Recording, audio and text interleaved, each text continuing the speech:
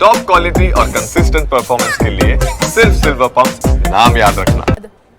होली के रंग की भी बात करते हैं, जिसमें मौलाना बनाम संत वाला टकराव हो गया है और होली के कार्यक्रमों में मुसलमानों को बैन करने वाली नीति बनाने की मांग हो रही है। आज से 13 दिन बाद 14 मार्च को होली है, लेकिन मथुरा में होली की शुरुआत पहले ही हो जाती है।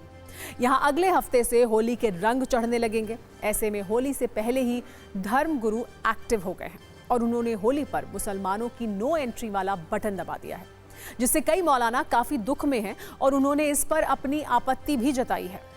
मथुरा के संतों ने होली के कार्यक्रमों में मुसलमानों के प्रवेश पर रोक लगाने की मांग की है। मथुरा के संतों का कहना यह है कि ब्रज की होली देखने देश दुनिया से लोग मथुरा आते हैं।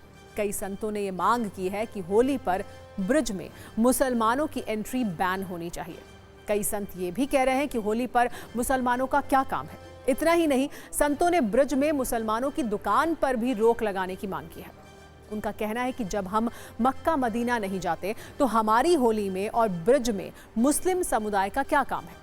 संतों का कहना है कि जिस तरह से महाकुंभ में मुसलमानों के लिए नियम थे, उसी तरह से ब्रज में कानून लागू हो और मुसलमान होली में ना आए।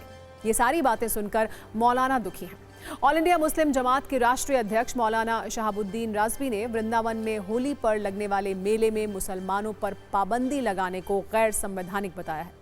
उन्होंने कहा कि हमें दुकान लगाने से रोककर आर्थिक तौर पर कमजोर करने की साजिश रची जा रही है।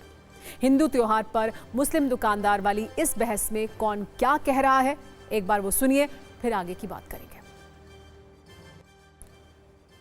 भारत में धार्मिक आधार पर भेदभाव नहीं किया जा सकता है। कोई कहीं भी दुकान खोल सकता है। धर्म के आधार पर रोकना गैर संवैधानिक है। हालांकि ये भी सच है कि धार्मिक जगहों पर अपनी अपनी मान्यता के हिसाब से अलग अलग नियम तय होते रहे हैं।